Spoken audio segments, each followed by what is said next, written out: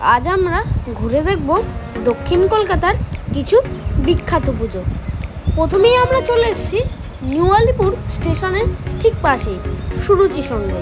এখানকার এবারের থিম হলো আহুতি।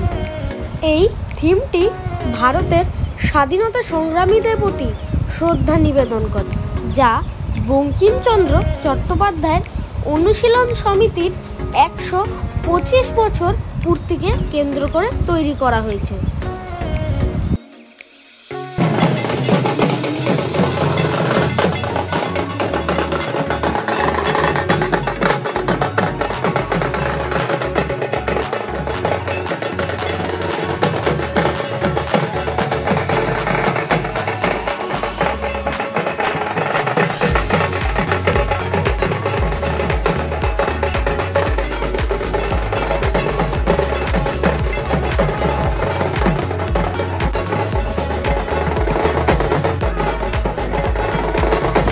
এখন আমরা চলে এসেছি চেতলা অগ্রণীতে। এবছর তাদের থিম অমৃত কুম্ভের সন্ধানে। এই থিমটি প্রয়াত সাহিত্যিক সমরেশ বসুর জন্ম শতবর্ষে এক বিশেষ শ্রদ্ধার্ঘ্য। প্যান্ডেলটি প্রায় 1,26 লক্ষ রুদ্রাক্ষ দিয়ে তৈরি, যা এই থিমের বিশেষ আকর্ষণ। প্যান্ডেলের ভেতরে আমরা দেখতে পাই এক পাশে দেবতা ও অপর পাশে দানবদের মুখ।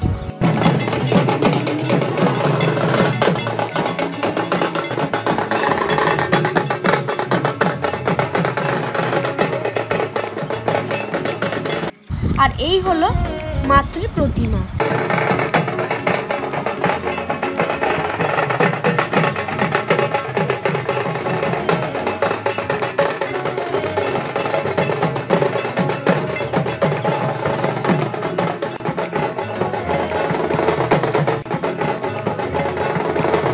এরপর আমরা চলে গেলাম মুদিয়ালি ক্লাবের পুজো দেখতে। প্রত্যেক বছরের মতন এবছরও তারা থিমে চমক রেখেছে। এবছর তাদের থিম আত্মশুদ্ধি। এই থিমটি ভক্তি ও শিল্পের এক মিশ্রণকে তুলে ধরে, যা দুর্গাপুজোর এক বিশেষ আকর্ষণ হিসাবে উপস্থাপিত হয়েছে।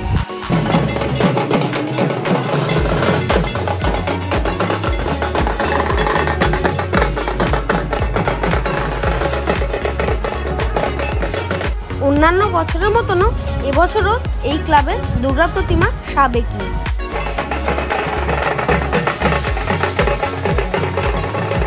এবারে আমরা চলে এসেছি সমাজসেবী সংঘে।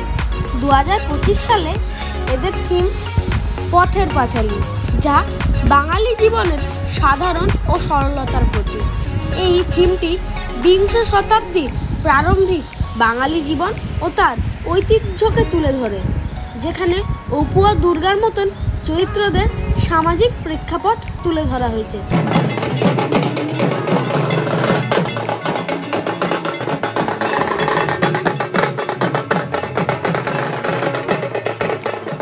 মাতৃ প্রতিমাও অত্যন্ত সুন্দর। এবারে আমরা চলে এসেছি বালিগঞ্জ কালচারালে। 75 বছর পূর্তিতে তাদের থিম হলো প্রথা। এই থিমের শিল্পী হলেন রাষ্ট্রপতি পুরস্কারপ্রাপ্ত সুশান্ত শিবানী পাল।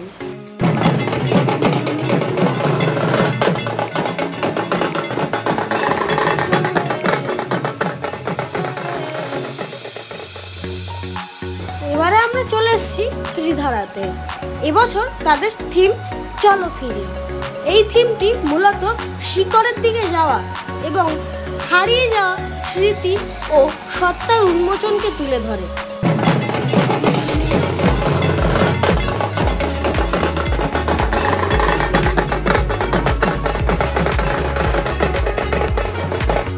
মাতৃ প্রতিমাটি এত নিপুণভাবে তৈরি, মনে হবে যেন এটি কোষ্ঠী পাথর নির্মিত।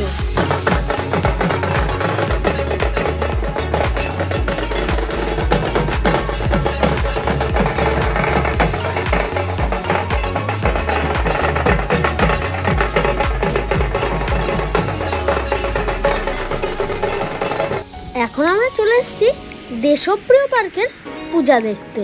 চলো এগোনো যাক। শিল্পী এত নিপুণতার সাথে কাজ করেছেন, মনে হচ্ছে যেন এটি আসল একটি বিল্ডিং।